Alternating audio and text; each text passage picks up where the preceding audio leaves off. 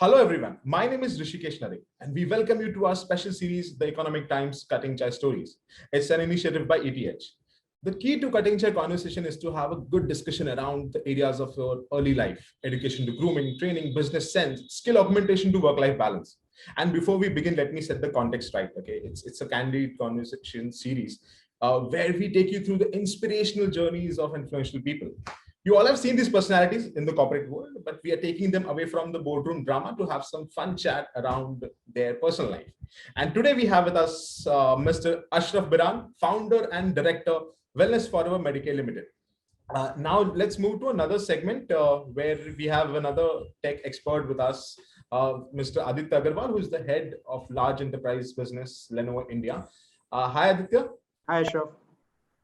Yeah, so all of Hi, Aditya. Nice meeting you there. Same here. So I'm going to put one question to both of you, and I would need your perspective. And this is the most exciting segment where I get to learn so many things from experts like you. Ashraf, Aditya, we all have seen the digital transformation has happened in last 18 months. Okay, people have adopted different styles, different practices to run their business, to sustain in that manner. But from the technological point of view, because technology has grown at an exponential speed in last 1 year, and the credit goes to people like Aditya, because you guys are working in the tech field. Let us know that from a layman's perspective, what do I expect in next 2 years? What's going to happen? We all have seen automated systems. We all have seen high-tech devices to do your work from home, kind of a thing. But what do we expect from a business side, and what do we expect from a technology side? Please, I mean, anyone can start. Who do you want to start first? I can start here.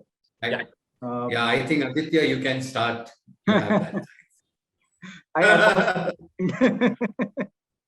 So, Rishikesh, you're right. We have seen a digital transformation. We had seen digital change, and suddenly everything happened so rapidly. Frankly, I think everyone was surprised that we can do what we have done.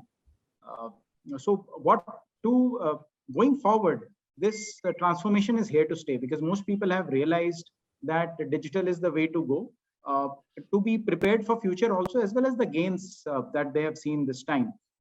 We are having this conversation on video chat. There's no way in the world that we would have done that 2 years earlier.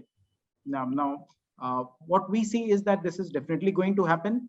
Consumers would start looking for faster and better and cheaper at the same time. They need devices which are faster at lower cost, but better, lighter. So we see home connectivity and everything also going up, because as you use more and more digital devices, and as the younger generation also grows up, you start seeing they've grown up digital, right? So you will see that we'll have more connected homes. We'll have devices talking to each other, right? And a lot of businesses will come up in this area, which will use technology to a large extent. So this is here to stay. Your life is going to be much more digital than where it is today, in my view.